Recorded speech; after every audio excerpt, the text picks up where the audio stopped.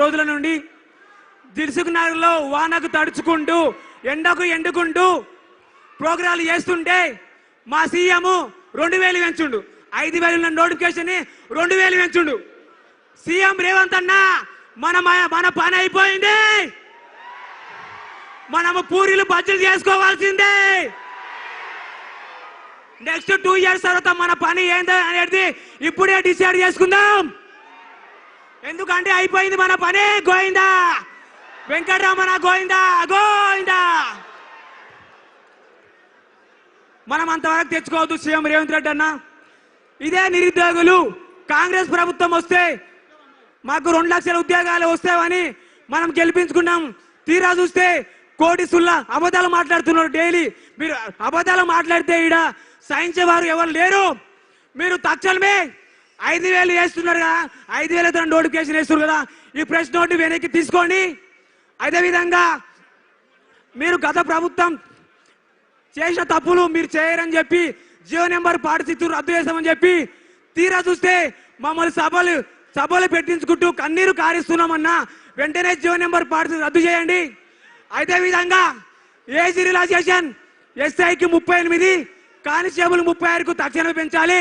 లేదంటే ఇదే పాలమూరు బిడ్డగా చెప్తున్నా, మీరు కూడా ఎస్ఐ కానిస్టేబుల్ పోస్టులు పెంచకుంటే తెలంగాణలో మరో 10 లక్షల మందితో విలియన్ మార్చ్ అనే కార్యక్రమం చేయబోతున్నాము. మీరు అంతవరకు తెచ్చుకోకండి అని ఒక పాలమూరు బిడ్డగా సీఎం రేవంత్ రెడ్డి గారికి సవాల్ ఇస్తున్నా, గుర్తుపెట్టుకోండి. సీఎం రేవంత్ అన్న, మా బాధను చూసి మా శత్రువులు కూడా బాధపడుతున్నారు, మా బాధను చూసి మీడియా వాళ్ళు కూడా బాధపడుతున్నారు, మా బాధను చూసి ఇంటెలిజెన్స్ వ్యవస్థ బాధపడుతుంది, మా బాధను చూసి పోలీస్ వ్యవస్థ బాధపడుతుంది.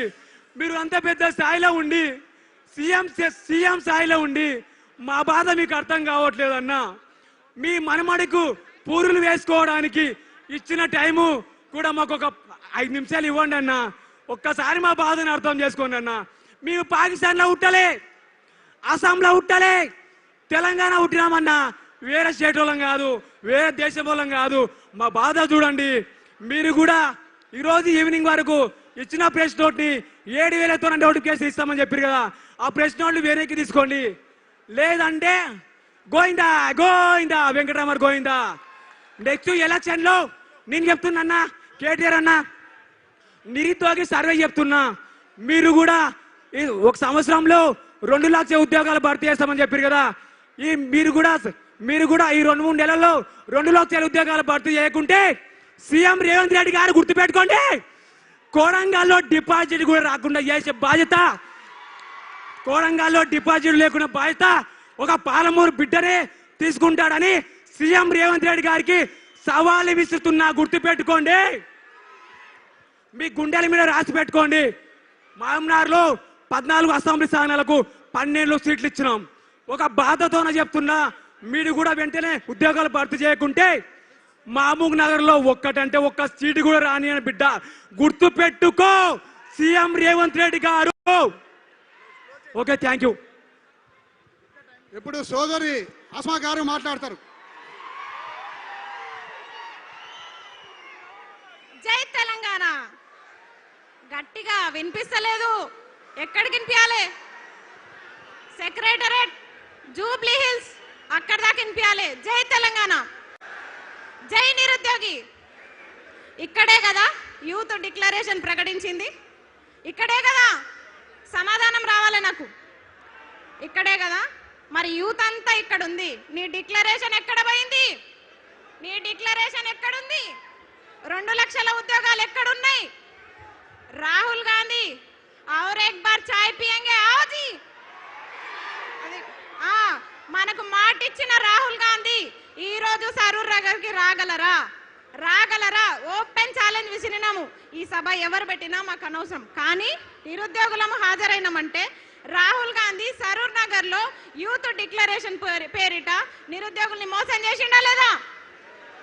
ఎస్, ప్రియాంక గాంధీ గారు ఇదే మైక్ పట్టుకొని ఇదే స్టేడియంలో नौकरियां दे देंगे, 1 साल के अंदर दे देंगे, कहते 2 लाख के नौकरियां दे देंगे. किधर गए जी नौकरियां? किधर गए नौकरियां?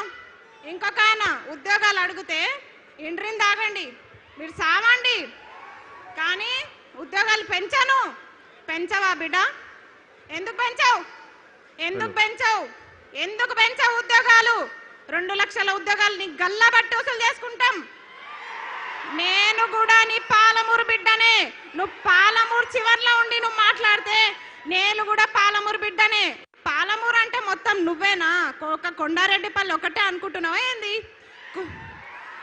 ఉద్యోగాల జాతర అన్నారు కదరా, ఏడుంది ఉద్యోగాల జాతర? ఏడుంది? ఇక్కడ సరూర్ నగర్ లో ఉంది నిరుద్యోగ జాతర, ఇక్కడ ఉంది నిరుద్యోగ జాతర. ఎక్కడుంది ఉద్యోగాల జాతర? 3వ సారి కూడా కురుమూర్తి జాతర వచ్చిందిరా అయ్యా. 3వ సారి కూడా కురుమూర్తి జాతర అయిపోయి ఉద్యోగాల జాతర అంట. నిరుద్యోగ భృతి అన్నారు. రెంట్లు కట్టలేక ఎవరన్నా గుళ్ళకు సాయిబాబా టెంపుల్కి ఎందుకు పోతారు? దిల్సుఖ్ నగర్లో దేవుడికి దండం పెట్టుకొనిగా పోతారు. కానీ మా నిరుద్యోగులు అన్నదానం